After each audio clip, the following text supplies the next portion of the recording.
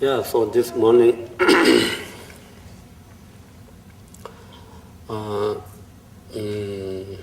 the teaching about four thoughts that turn the mind towards the actual spiritual practice, and then the refuge teachings. So, so in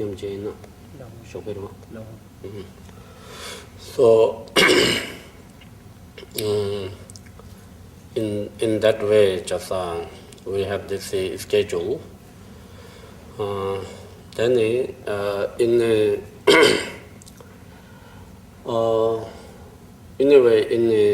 Buddhism, that there are all these teachings from the the great compassionate Master Shakyamuni Buddha all the way till to the this present root teacher, that how whole complete teachings are transmitted properly without any sorts of kind of changes and adding any words and not any subtracting anything.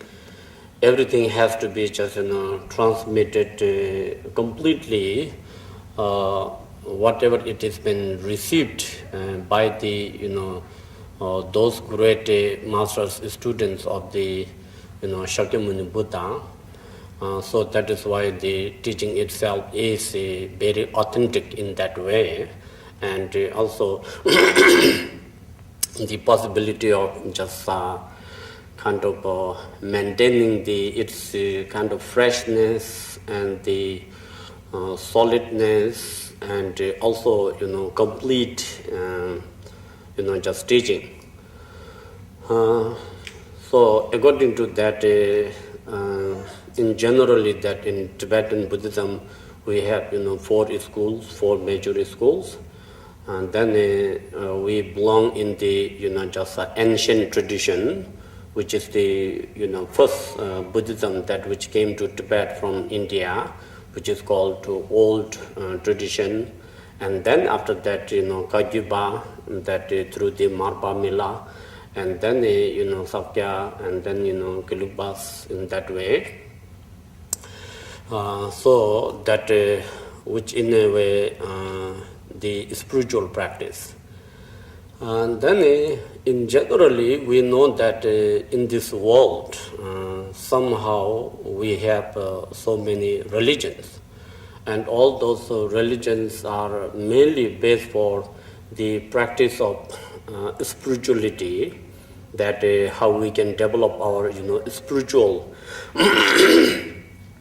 not just only spiritual understanding, but also how we could to just obtain that ultimate happiness.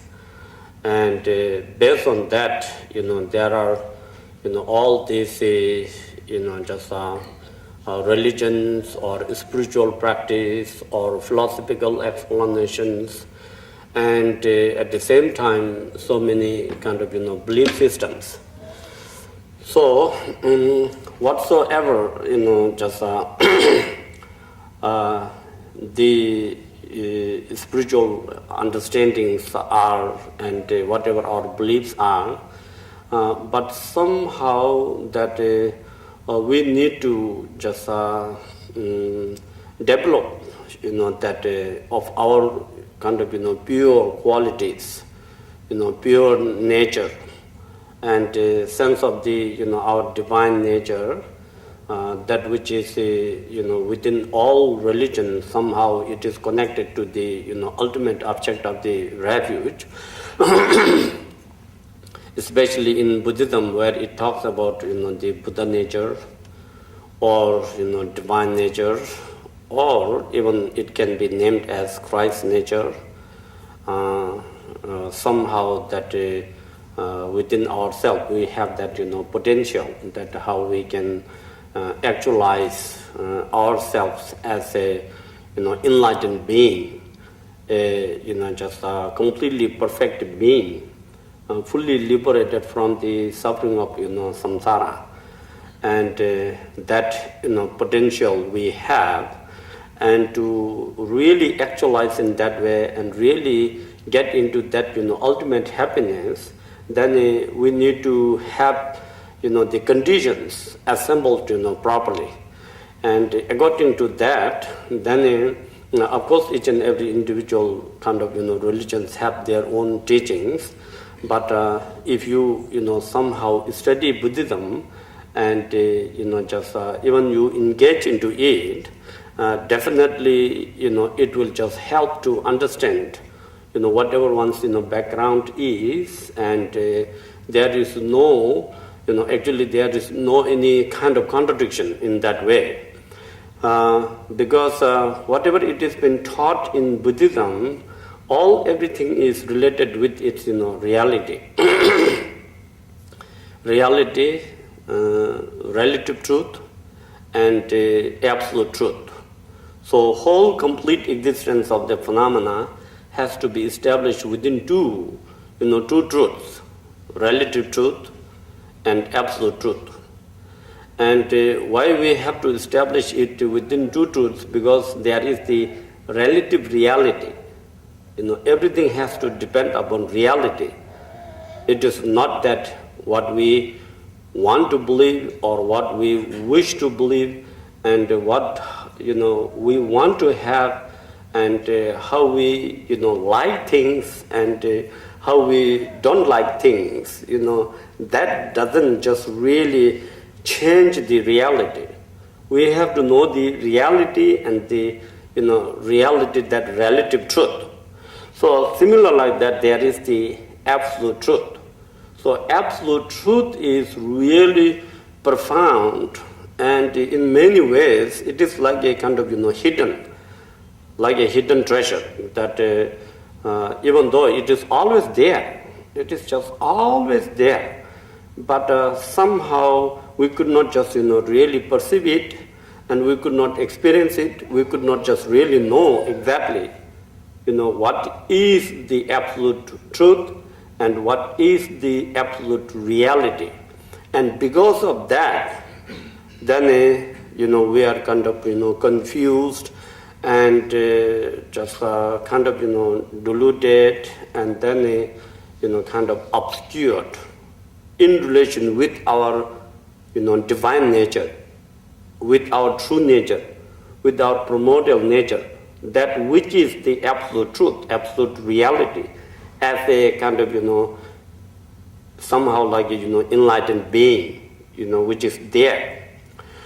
So and that itself is the just absolute truth, and it is not a belief system, because as you somehow as you really study into it with all sorts of logical process, and with the so many different kind of examples, and at the same time just that which is relating with the kind of relative logics and relative truth and relative existence, and according to that there is a way you can just have clear understanding about what is called the absolute truth, according to the absolute reality. So so only the problem is from the beginning we are even not just kind of approaching closer to it. We are not even just having some interest into that kind of reality. We even don't have that inclination towards that absolute reality and absolute truth. because we never ever just really, thought of it, and we never just really know exactly, and we haven't just perceived or experienced. And that is why just the inclination, interest, and just really walking towards it just appeared, because we all got somehow completely distracted into this relative world and relative reality, and the relative truth, how things are here. And then in that way, just our six senses, are become very busy with the six sense objects. What we see, what we hear, what we smell, what we taste, what we feel, and what we think. In that way, just maybe more than 24 hours, we become just very busy. And we even don't have any time, in between, just even think for a moment about absolute truth, or what is our divine nature, what is our absolute reality, and where even there is any kind of possibility that we could just get there. And that way, just how our just the world, how each and every individual human beings, and all these sentient beings, how they are just constantly being busy and wondering, and then we just go on doing all this just activity. So then in a way, whether we just live in this world with this relative reality, where we feel everything is true and real, and then experiencing all these six objects of the six senses, or we have all sorts of belief system and other practices by just any means. These all sorts of activity is happened just because of our mind. Everything is just our mind. Whether we see something beautiful, it is not that much really depend on that object, because the moment we just they try to perceive, oh, this is beautiful, and then we go on conceptualizing, oh, this is beautiful in this way, this way, this way, this way, and always thinking this is beautiful and this is nice, this is good, and then you almost all the time you try to perceive some very positive image in relation with that object, and then that's how you just feel like just oh, I like this, I love this, I want to have this, and that way how our minds get attracted, and then we just somehow just run after it, and that that is also creation of our mind. And then sometimes that same object, that same person, like a moment you just think something negative, and you start looking it in a just negative way, and somehow, somewhere you just don't like it. And then when you just turn your mind that, oh, this is really not beautiful, this is just ugly, this is bad, I don't like this person, I don't like this object. And then when you started looking at in a negative way, then just how your mind turns in that way, after some time you perceive that you really don't like this object or the phenomena or that person. And then however that, like as a person, however that person may try to do something good, you will never ever perceive it is good. And that is just not the object, but it is our mind. How we just, project certain things, likes and dislikes, attachment, just detachment, and so forth. That way how we create our own world and our own life, where we experience happiness, suffering, problems, just peace, and then a kind of emotions and depressions, how we just create in that way. All those experiences are, everything is in mind. So so that is an example in our relative life, how we just normally really do in that way. And similar like that, just how this whole complete world is just somehow projected. So in that way, there is a very deep and profound philosophy, just that which can explain how everything is our mind's projection. Same like a kind of movie theater, the camera, the projector, whatever that projector have the image, and that is what is going to project outside on the screen. There is no anything else. If there is no image in the camera, anything that nothing is kind of like a photographed, a kind of image in that camera, then there is nothing to project outside. And whatever they have just grasped that image, and that is going to project on the screen. Other than that, there is nothing much in the camera. But our mind somehow, similar like that, it is like a projector, how we project things. But at the same time, our minds are, many times smarter than the camera. Because our mind can change. We have certain image, and after a few minutes we think something different, and we started changing, and our projection image also can be, different.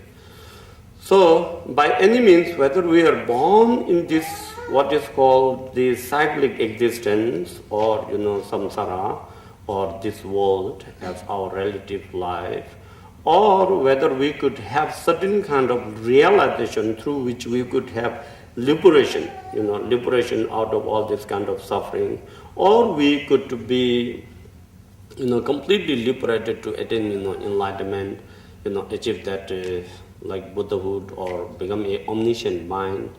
Those, just everything is completely dependent on our mind. So that is why in Buddhism there is a very extensive explanations and instructions and teaching, how to train our mind.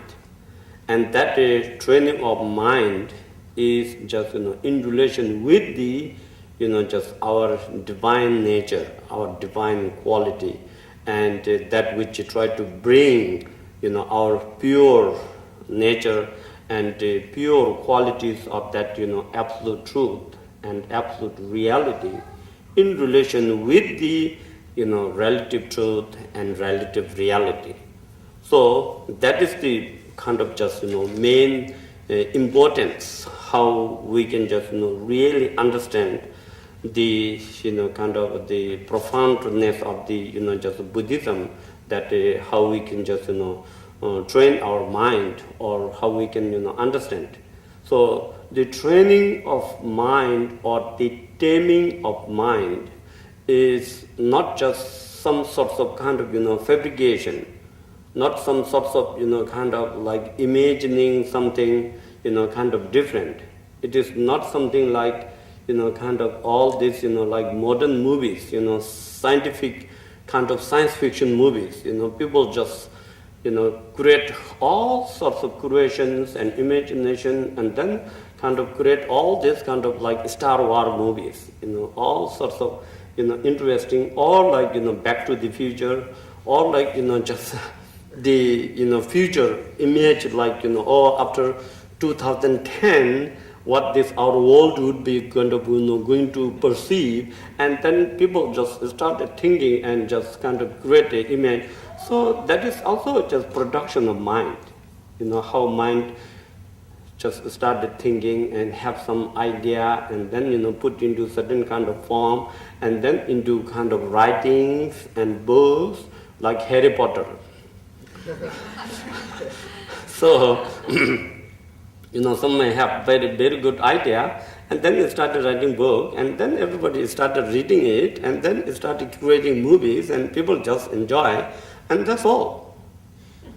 When we finished the Harry Potter movie, or that reading book, and then, oh, okay, that's kind of fun, or it's kind of interesting.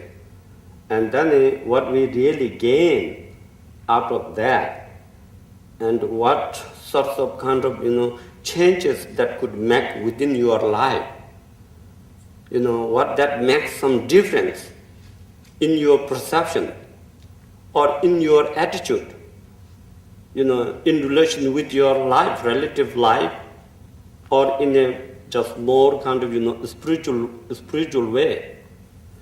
So we have, including all this, modern science and technologies, that there are so many, just conditions which do try to help us to make it, just make our life better, more peaceful, more happier, try to be just, kind of like a, just enjoying, having some sort of, entertainment. And there are all these just kind of, in a way, conditions. And at the same time, that all sorts of business and all sorts of big companies and, just everybody, including ourselves, we try to create something just good, that which may help that we could have a better life and better future, and also, kind of like mainly looking for just, more happiness and more peaceful, and something that just kind of always be, just relaxed mind, and there is, less problem and so forth. But still, just, but still we haven't really found a kind of, real solution that how we can just make our life, better and more peaceful and happy with all these kind of, just equipment. And at the same time, on the other hand, it is also sometimes creating more problems, more kind of, just sufferings and worries. So because that is also a just nature of the relative phenomena, everything just, where we look in a positive way, but not necessarily, always it is like that. Like, certain things, or like, for example, like in the media that they explain, oh, this medicine is very good for your health and this will make this and that. And then you just, immediately order and you just buy it, and when you have it, sometimes it doesn't make much better. And then, just we get confused.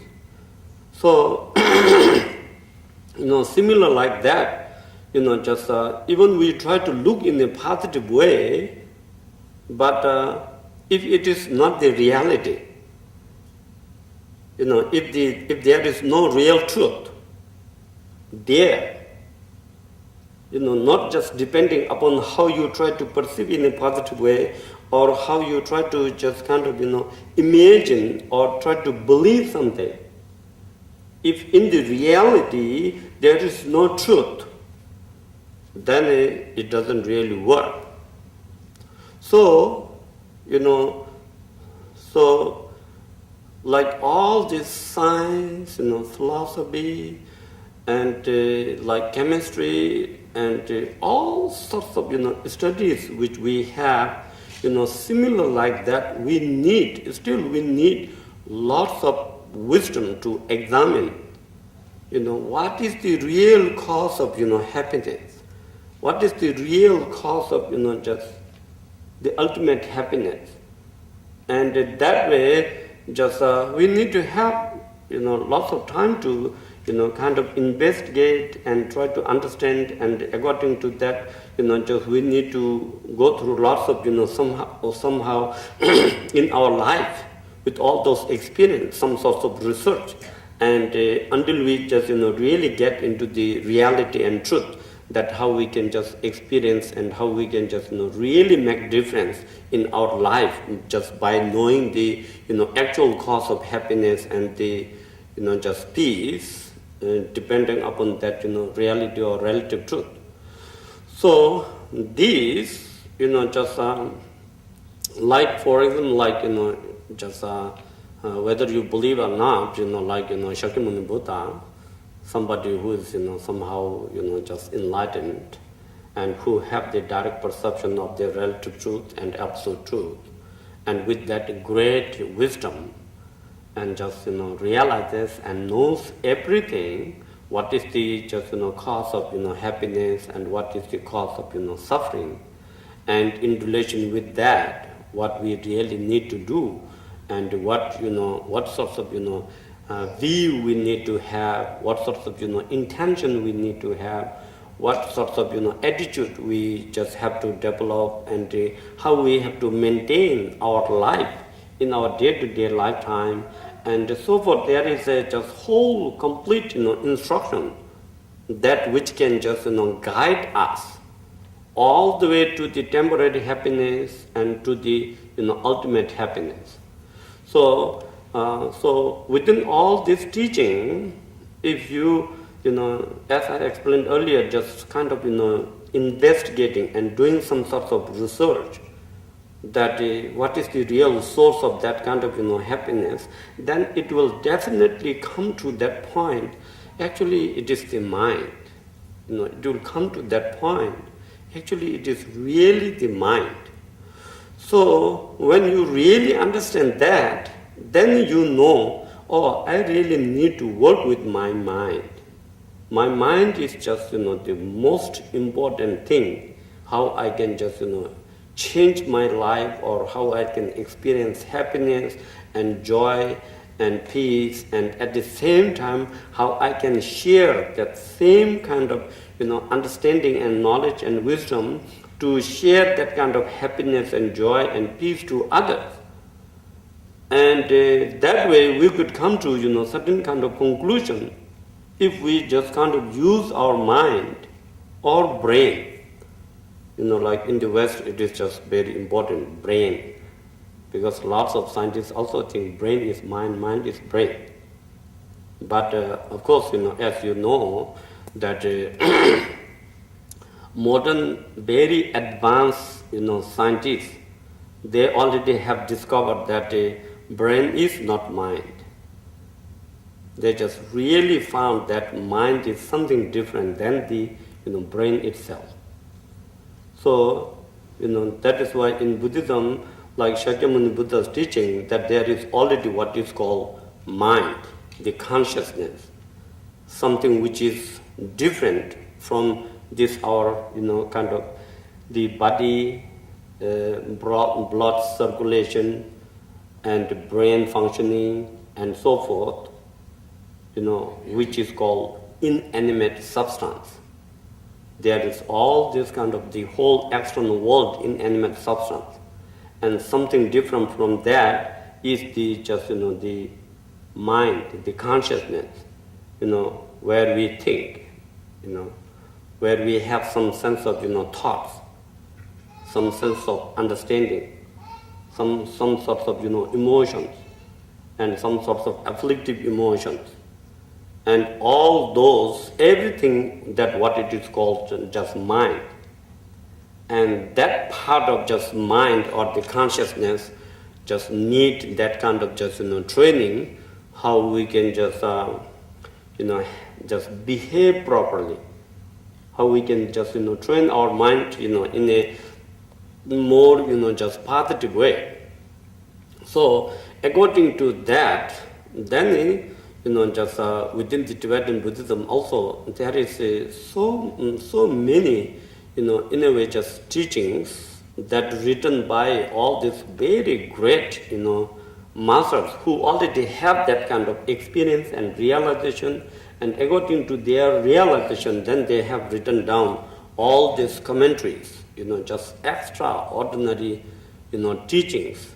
And those, if you only study, if you study and you try to just, experience it, then only oh, it is something beneficial, extraordinary, kind of useful, meaningful. And when you are not just engaged into it, and if you are not really involved in it, then you will never ever just see anything. Like all this kind of like a modern kids games. So when we are not just experiencing and we are not playing it, we are even not just interested. We don't know how much fun is there in the games. But all of the kids, just there is a game, then they get so excited, and then they feel it. And that is how their mind is completely drawn to it, and they doesn't care even they don't have to drink or eat.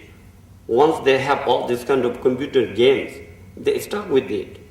And that is just because their mind, is just kind of completely attracted to that kind of just, game and fun. And because children's minds are more innocent, they don't have a big responsibility about their life. So it is the time they can just only have fun. So, similar like that, for a kid, just there is so much, kind of excitement into that, but for a grown-up or a kind of, parent, just doesn't really feel anything that exciting there. And that is why just, sometimes parents just stop that game and just come and eat what you are doing. It has been so long, just if you are not going to stop, I'm just coming to stop it there. And because you don't really see anything, just important. How much that kid sees so much, kind of fun and importance. So that of the difference of mind, different level of mind, and different just kind of object, and how it makes kind of difference. So similar like that, once mind is not engaged into all this kind of real, just authentic and extraordinary teachings, and never been just kind of tried with that, then still just one doesn't really just see any importance in that. So even though there is the kind of reality, and that how it just really makes kind of real difference in one's life if one get engaged into such kind of teaching, and the moral part of just kind of mind training, where just how in one way how we can educate ourselves. This our mind, or the brain, or this being, a being, how you can just make yourself more educated even through like Buddhism. How you educate with the many other kind of our just schools and the colleges and university courses. What we have in our relative life. And then besides that, all about this spiritual, understanding, just we have, like, Christianity, Judaism, Hinduism, and then Taoism, and then, just Muslims, and then many other kind of, just religions and subdivisions of the religions, that which is somehow it is there, and there are just kind of lots of people who are just somehow involved into that, but still it is not a major part of interest. And also there are lots of people who doesn't really care for any of those kind of spiritual kind of religious understanding or training. Because as long as they are fine with this relative world, then just they think that they don't have to just think of worry about what is just the next, and that way that somehow just the spirituality of the kind of this our world just in a way it is declining. It is just becoming less and less conscious about that. And that is why then just our minds and our kind of activities and our thoughts about, the phenomena is just limited. Like for this life, okay, if I'm happy and good with this life, then that's fine. And we never think of what is about, the future of next life, and what is going to happen behind after that. And in many ways, just lots of people even shut down their mind. Okay, behind that, maybe nothing is existing. And if in reality, if there is nothing is existing, it is fine, it is okay. But the problem is we believe that there is nothing happening after that. And in reality, there is something, really happening in relation with your being, your consciousness, your mind. Somehow there is kind of, transmigration, transferring your mind and just reborn somewhere, and where you have again yourself being born and go through, whole complete kind of lifestyle. And if you experience kind of, happiness, joy, peace, it is okay, but not necessarily it will just, always just happen in that way. So, according to that, then, just in a way, how we can develop that spirituality, kind of spiritual, the holy aspects of the being. Within our being, we have some sorts of, kind of holiness, holy aspect of our being, the qualities of that, divine nature, and that what it is called spiritual understanding and spiritual practice. And according to that, then, just how we can understand that, how we can educate that, and how we can just, involve more into it, and how we can just have some sort of, kind of training to really experience and to realize that, just the absolute reality or absolute truth or our divine nature or divine quality. So that what it really just, focus in, kind of, Buddhism, that what is called mind training. So according to that, then in those, teachings, like based on the, like Shakyamuni Buddha's, first kind of, sermon or the first turning wheel of Dharma, where you might have heard and you might have read about these, teachings, like, Four Noble Truth teachings.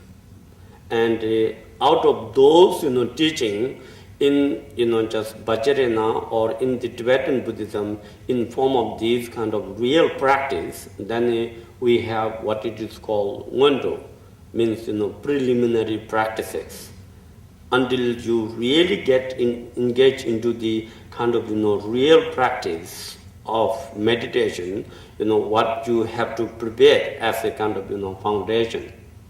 If you don't have a very strong foundation, whatever you try to build up there, not necessarily it can be very stable, and after some time it may collapse down, as those who are engineers, and also even those who are not necessarily engineers, but we have a common sense, for all this kind of house or anything, if there is a not stable foundation, even we put a just table here, if the foundation is kind of, not really good, and then, table started shaking or something may happen or some may kind of, pierce down, and just any kind of problem is just possible. So, same like that, to really get engaged into that real practice, then the foundation that, which need to be, understood and stabilized, and has to be just kind of, become very clear to oneself. It is not like just, that in Buddhism, there is no anything that, just kind of like dictates you or commands you that, oh, you must have to believe this. There is no such thing that explains.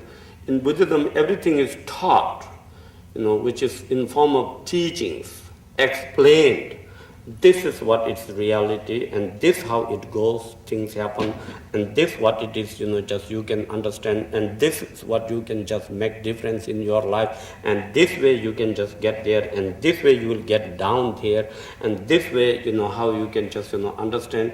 So there is whole complete, like a just, demonstration there, and, it is like a just all those, great, restaurants who have all this kind of, food samples, and they put it out, all the food different samples there, and then explains, just this, and with small description.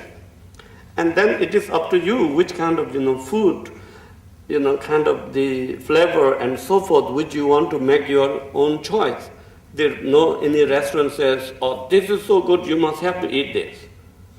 No any restaurant just, kind of do that, because they know that not necessarily all people are same. And that is why their choices are always not necessarily same. And their wishes are not necessarily same. So that is why there are already varieties of food.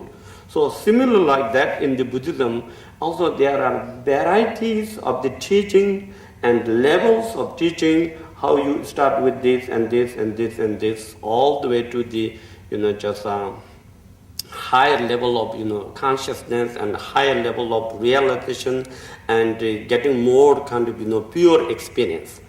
And according to that, then in the beginning, just there what it is called the four thoughts.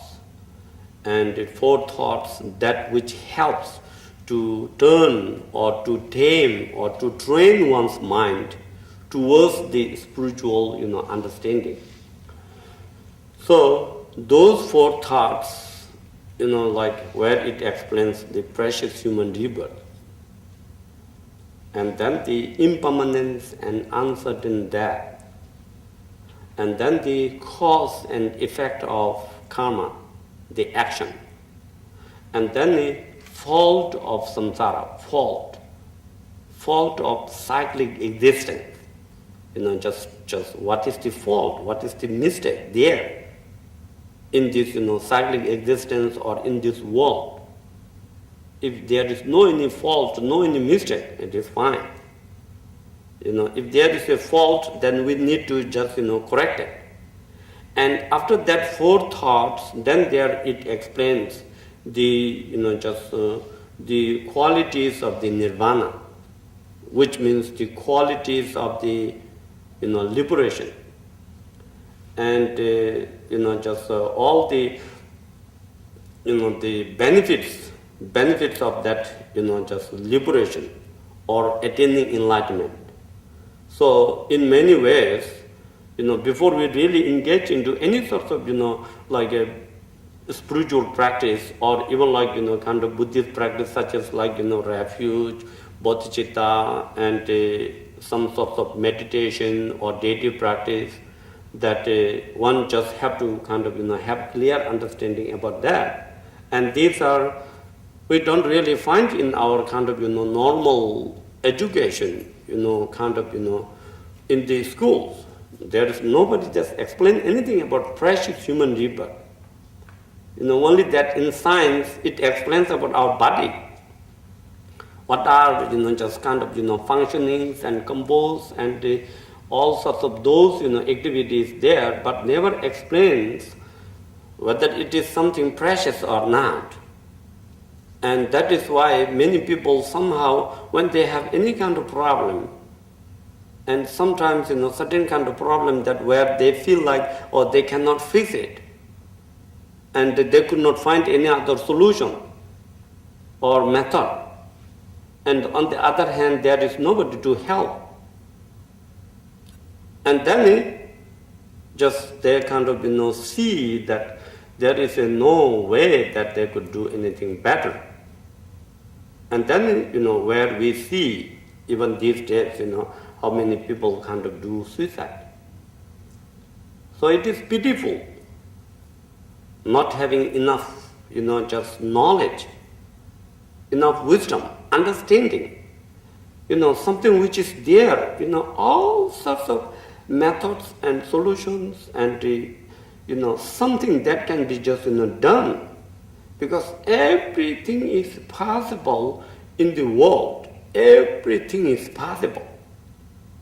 So that is why they are saying impossible is only word found in the dictionary.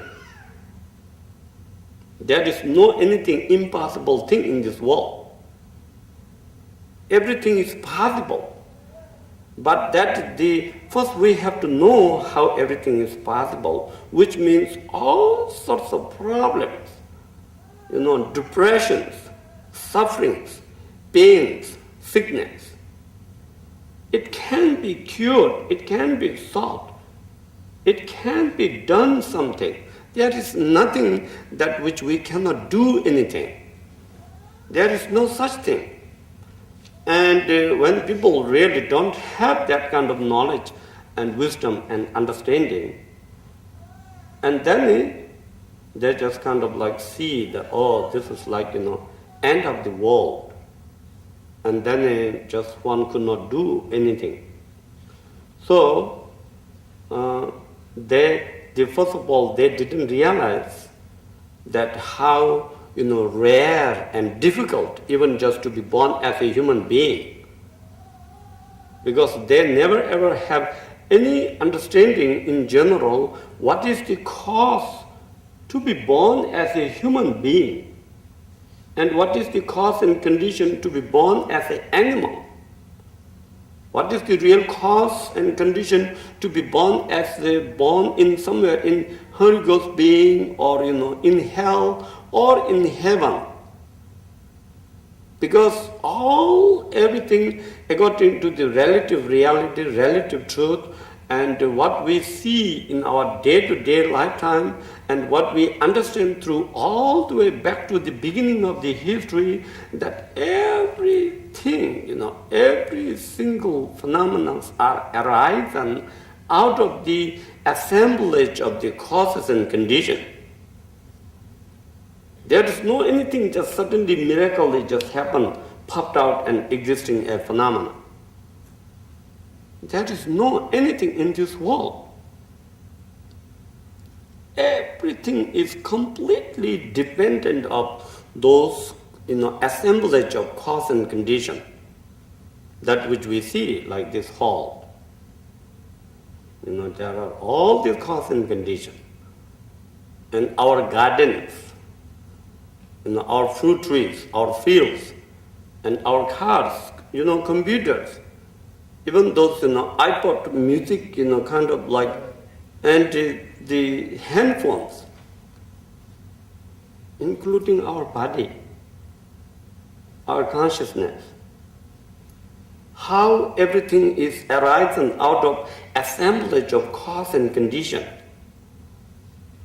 And that part we haven't just, studied deep enough that how we can just, have a greater view of this world, how it is being produced, how it is being just, arisen.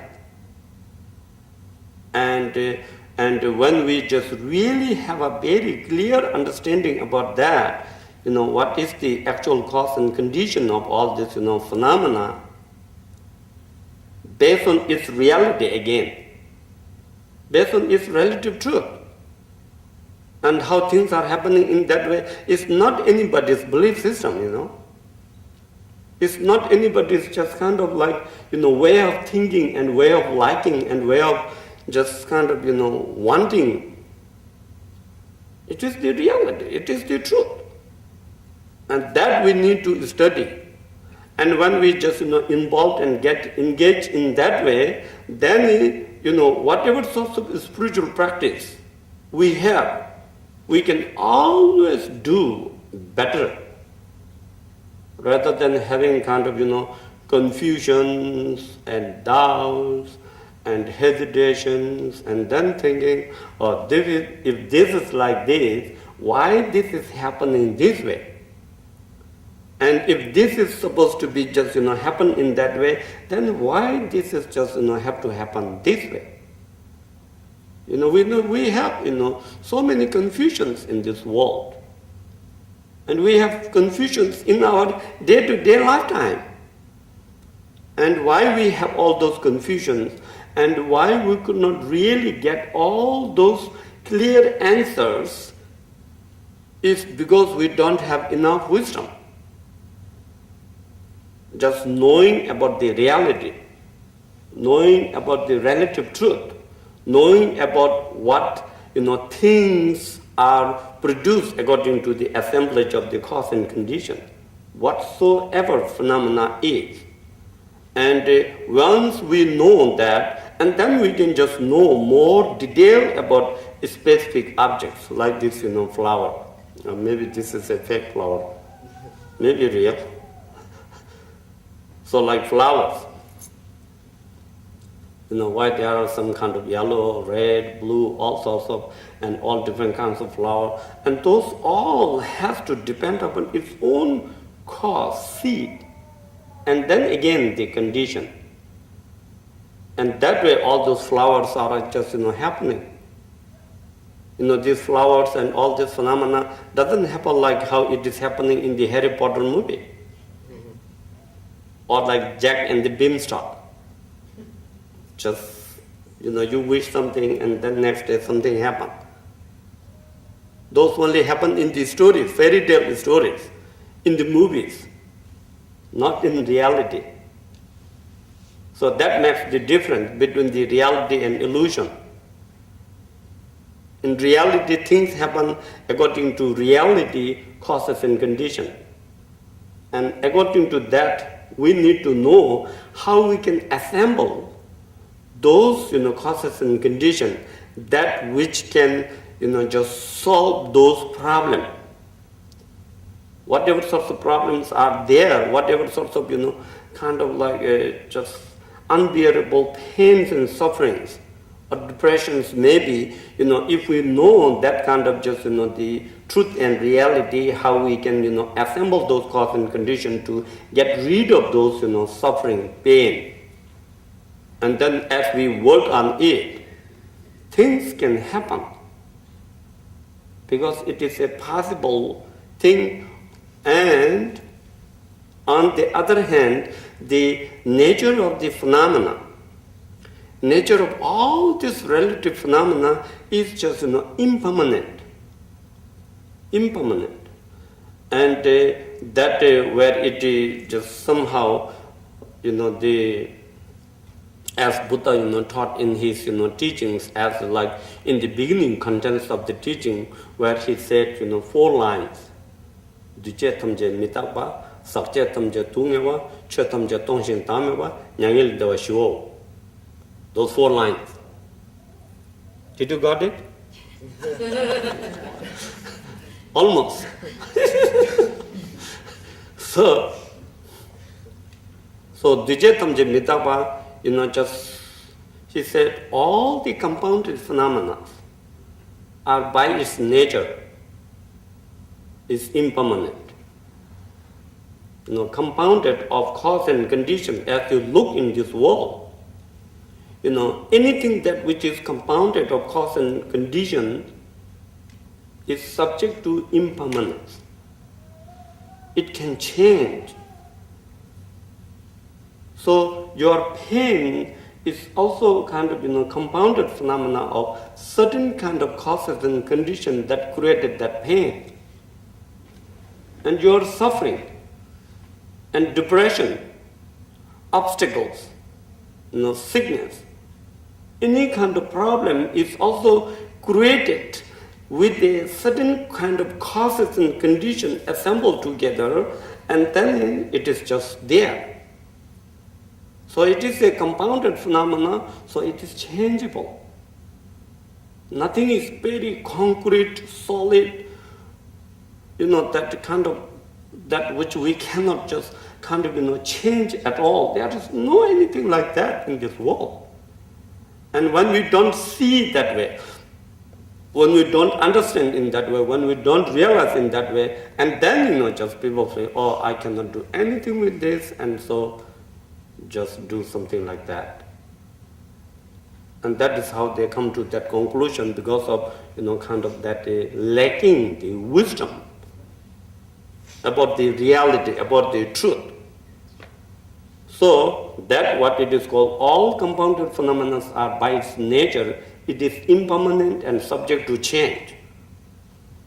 It is related with the relative truth and relative reality. There is no anything to just believe something.